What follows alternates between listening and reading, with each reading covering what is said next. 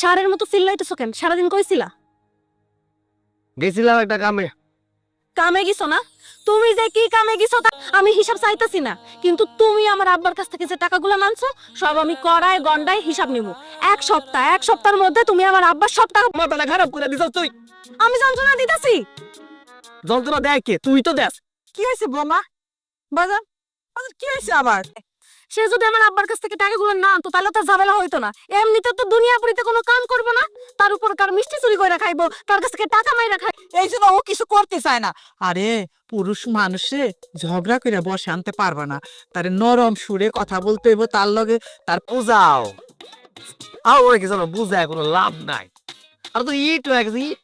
ইটের মধ্যে পানি দিলে কিছু হয় না, মাটির মধ্যে পানি দিয়ে যা। ও নেশা হইতেছে ঝগড়া। ও ঝগড়া করবো সারাদিন, আমার সাথে ঝগড়া করবো, আর নাইলে ওর পেটের ভাত হজম হইব না। চলে যা, আমার সংসার ছেড়ে অন্য সংসারে যাবি, ওই সংসারে ঝগড়া বাঁধাবি, আবার অন্য সংসারে যাবি, সব সংসার ভাঙ্গা তুই একা একা বসে থাকবি। সংসার ছাড়বো। বুঝছি রে বাতারি, তোর এত সহজে শিক্ষা দেওয়া যাবো না। তোর শিক্ষা দেওয়ার ওষুধ আমার কাছে আছে। দাঁড়া মা। বোমা, তুমি আমার ছেলের সাথে এরকম না করলেও পারতা। সারাক্ষণ শুধু ঝগড়া করো ঝগড়া করো।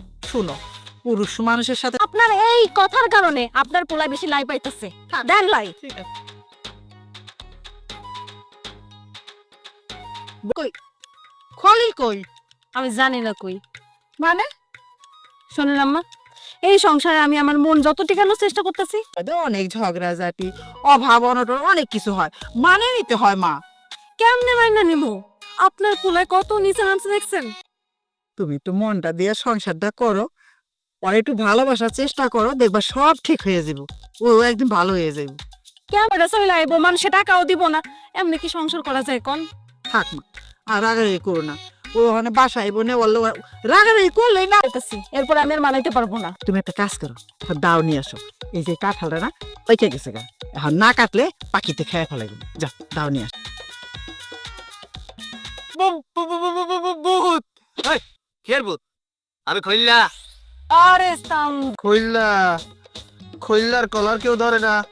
কলার স্যার এলে সুপার ওয়ার একদম দাঁত মত ফাড়ালাম।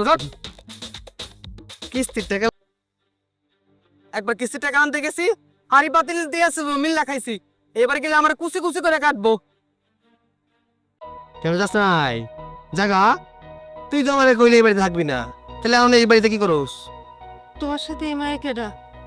মায়া এ হচ্ছে সেই জিনিস, ঝগড়ায় পিএইচডি করা, বুঝতে পারছো? শোনো, ওর ঝগড়ার কারণে ওর অন্য করে বিয়ে করতে হইব। এই ডিভোর্স খেলা আমার আর সহ্য হয় না, বুঝছো? কি কইলা তুমি? এই বাড়ি থেকে আমি হলো বাড়ি। এটা চলে যাবি, আমি দেবদাসের মতো ঘুরে বেড়ামু। শোন, আমি সেই মাল না। আমি এই বাড়িতেই, আমি তোর। তুই কি কইতাছস?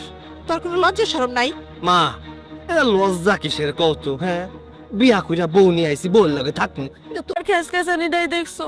আমি যে তোমার এতটা ভালোবাসি, তুমি আমার ভালোবাসা দেখো নাই।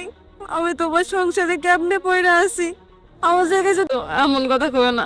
আমি তোমার কথা দিতেছি, তোমার সাথে আমি কোনো ঝগড়া বিবাদ কিচ্ছু করব না। অন থেকে তুমি যা আমার। ও অহন তারাই দেওয়া সম্ভব না, তুমি দাও গা।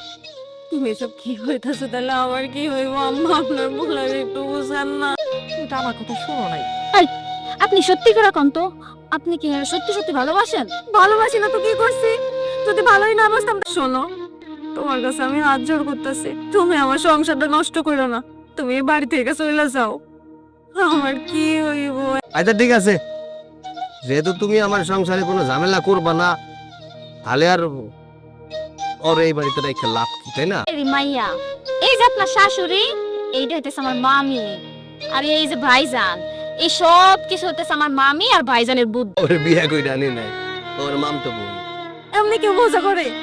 ভয় পেয়ে গেছি না, আর একটু হলে তো আমি হার্ট অ্যাটাক করে মরে যাইতাম। মজা করবে আসি, দেখি তোমার মনের অবস্থাটা কি। দেখলাম যে তুই আমার সত্যি ভালোবাসো।